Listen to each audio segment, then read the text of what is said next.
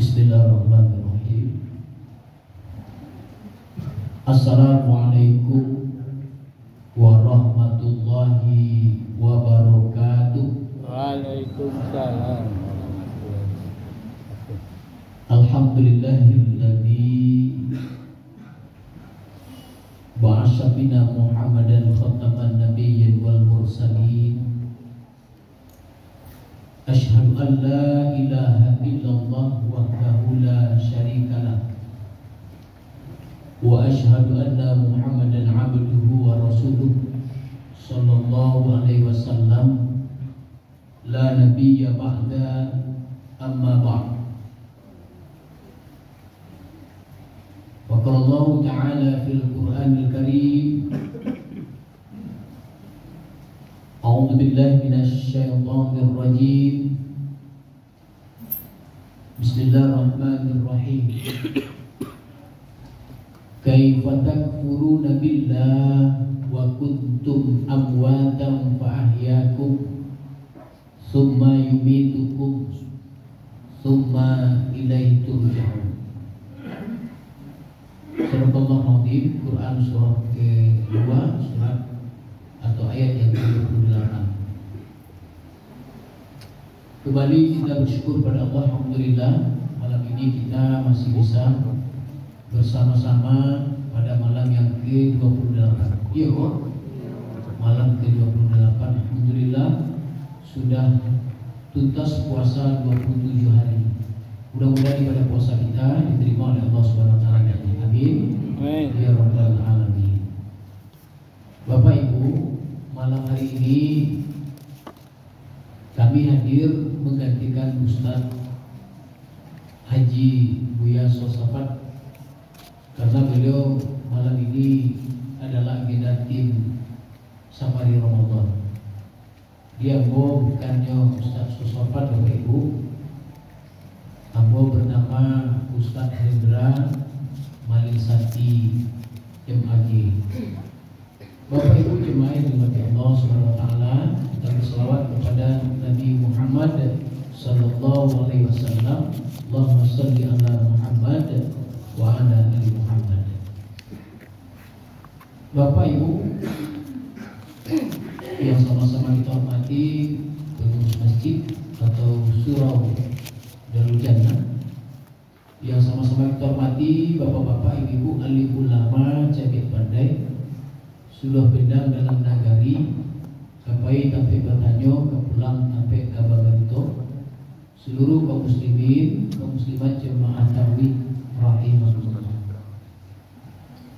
Bapak Ibu jemaah yang dirahmati Allah Subhanahu wa taala, kita berikan apresiasi kepada anak kita yang sudah tampil di depan kita bersama, yang akan menjadikan generasi penerus. Nanti beliau inilah kita doakan di pondok pesantren beliau menuntut ilmu. Mudah-mudahan di tangan beliau ini nanti bisa saja negara kita ini, khususnya negeri kita Sumatera Barat, tercegah dari perbuatan-perbuatan keji dan mungkar. Mudah-mudahan ibu-ibu bapak kita berdoa apa yang beliau sampaikan tadi dapat kita ambil pelajaran dan kita ambil iktibarnya. Baik Bapak Ibu yang dirahmati Allah, bagaimana membentuk diri menjadi takwa? Itu judul baru disampaikan tadi Bapak Ibu, protokol, bahwa Allah berfirman dalam Al-Quran, kaifa takfuruna billah, kenapa engkau bisa ingkar kepadaku? Wa kuntum amwatam, dahulu kamu mati. Wa kuntum amwatam fa ahyakum, lalu kamu dihidupkan. Di wa hidup Pak Ibu. Setelah sebelumnya kita mati, sekarang kita dihidupkan oleh Allah. Wa kuntum amwatan fa ahyakum tsumma yumitukum. Setelah ini kita dimatikan lagi Bu. Kita akan berada di alam barzakh. Tsumma yuhyikum, dan kita nanti akan dibangkitkan lagi, dihidupkan lagi di padang mahsyar. Summa ilaihi turja'un, dan kembali mula kepadaku, kata Allah. Maha benar Allah dengan segala firman-Nya. Tidak ada yang pantas kita sombongkan di muka bumi ini, Bapak Ibu dirahmati Allah. Bahwa Bapak Ibu dirahmati Allah, kalau kita melihat bagaimana sesungguhnya yang digambarkan oleh Allah dalam Al-Quran, ketika Bapak Ibu yang dirahmati Allah, kita akan menempuh kehidupan ini, memang ada susah, ada senang kehidupan yang kita lalui di dunia ini. Namun Bapak Ibu yang dirahmati oleh Allah Subhanahu wa taala, maka kita diingatkan oleh Allah Subhanahu wa taala, jadilah engkau menjadi orang-orang yang beriman dan bertakwa kepadaku. Yang disebut di dalam Al-Quran, dalam surah Al-Had surat ke-22 pada ayat yang ke-34 di ujungnya itu, ada kalimat namanya muhbitin namanya. Ya, muhbitin itu adalah, menurut pendapat para ulama, pertama pendapat Mujahid mengartikan adalah orang-orang yang merendahkan dirinya di hadapan Allah. Ini konsep dari ketakwaan itu, Bapak Ibu. Muhbitin itu adalah orang-orang yang merendahkan dirinya di hadapan Allah. Yang kedua menurut Al-Qatadah adalah orang-orang yang takut kepada Allah Subhanahu wa taala. Itu yang dikatakan dengan takwa.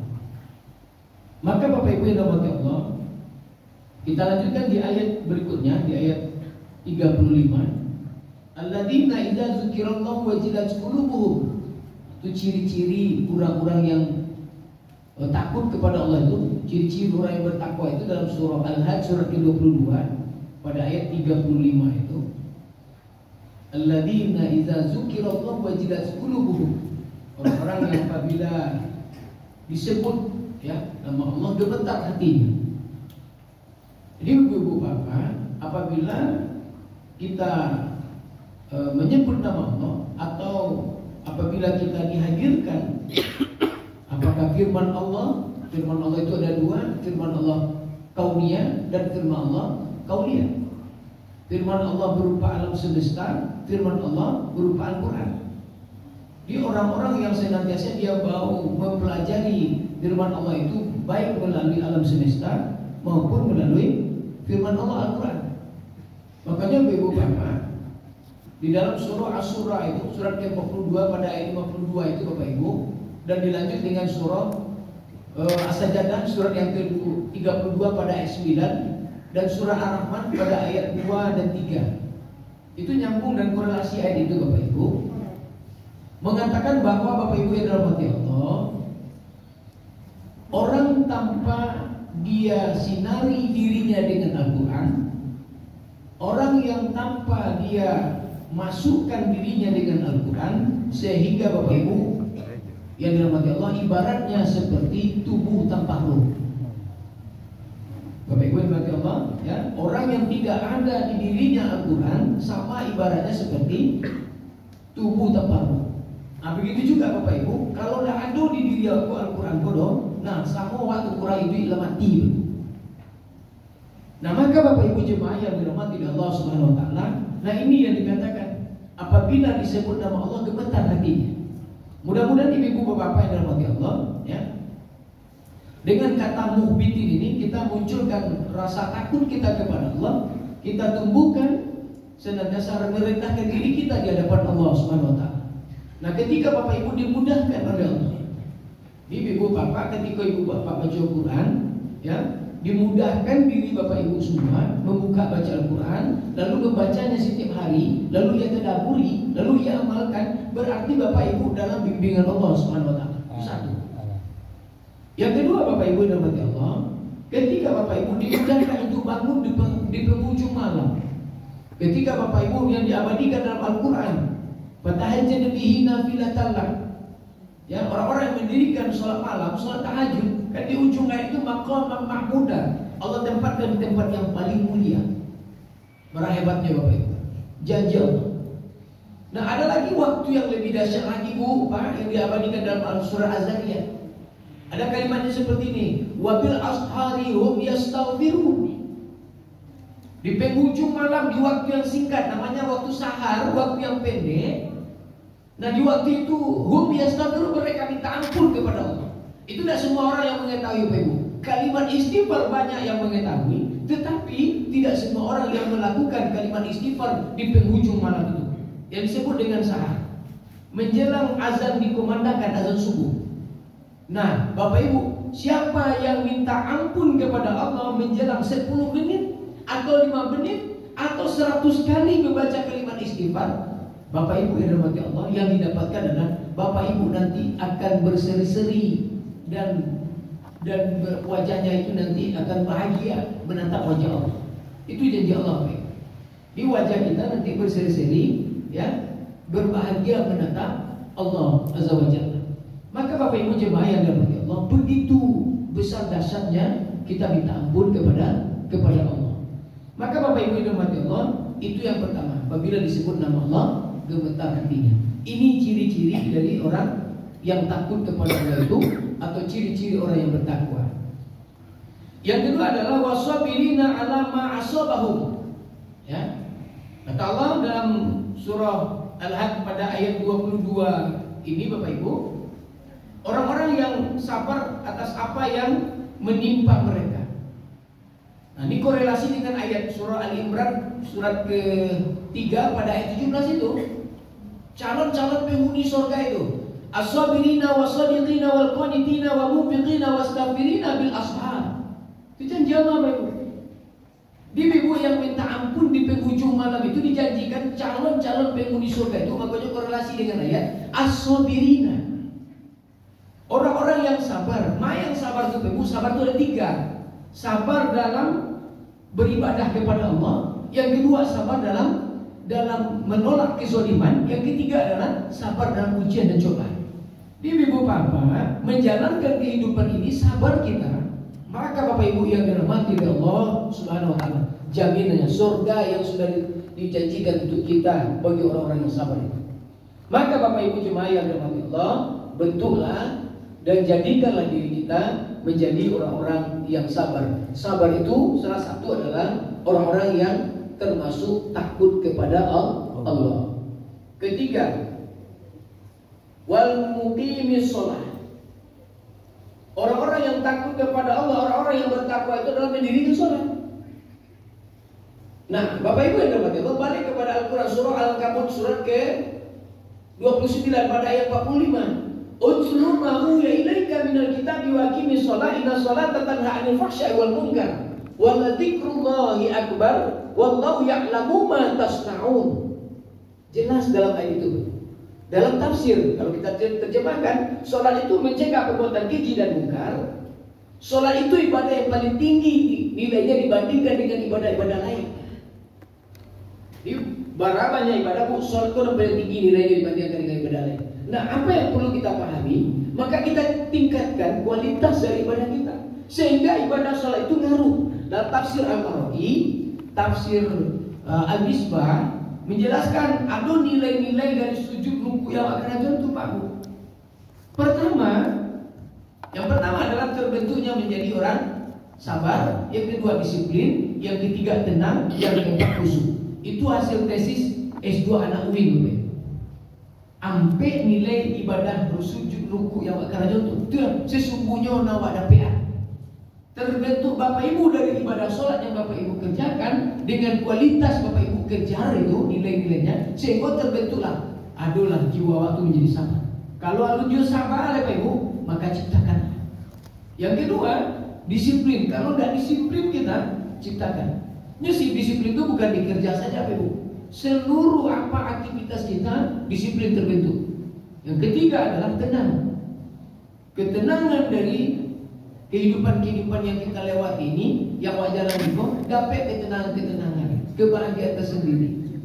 Nah, siapa yang Bapak Ibu? Rasulullah SAW, Nabi Muhammad SAW digambarkan dalam surah Al-Hijr. Ketika Nabi Muhammad SAW dalam kegalauan, dalam kegelisahan. Saya bacakan ayatnya. Walaqad na'lamu annaka yalifu sadruka bima yaqulun, yang menyebabkan dada Nabi Muhammad itu menyesak, menyempit diakibatkan karena ucapan-ucapan orang kafir Quraisy. Begitu apa Bapak Ibu? Awak bukan siapa-siapa. Itu Nabi, Bapak Ibu. Awak manusia biasa. Kelemahan, kadang iman kita yazid wa yanqus, kadang di atas, kadang di bawah. Ujian dan ujian cobaan itu akan selalu berturut-turut, Bapak Ibu, hadir kepada kita selalu. Nah, maka Bapak Ibu jemaah yang dirahmati Allah Subhanahu wa taala, ya. Mari senantiasa Bapak Ibu jemaah kaum muslimin yang berbahagia kita hadirkan. Ya. Maka Bapak Ibu yang dirahmati Allah, ini salat itu membentuk, ya, dan juga salat itu menjadikan orang-orang yang takut kepada Allah. Terakhir Bapak Ibu, wa mimma razaqnahum yunfikun. Apa ciri-ciri orang takut? Ya, menginfakkan sebagian rezekinya baik secara sembunyi-sembunyi maupun terang-terangan. Nah, maka Bapak Ibu, beruntung Bapak Ibu yang hari ini, ya, yang selalu berbagi, yang senantiasa jiwanya, dirinya dibentuknya menjadi orang yang dermawan. Nah, maka sambungan dalam surat Al-Imran yang saya bacakan tadi, as-sabirina was-shadiqina wal-qanitina wa munfiqina, itu dia. Orang-orang yang gemar berinfak bersedekah itu wa munfiqina adalah calon penghuni surga. Barang hebat Bapak Ibu. Nah, maka Bapak Ibu yang dirahmati Allah, untuk penutup kajian kita,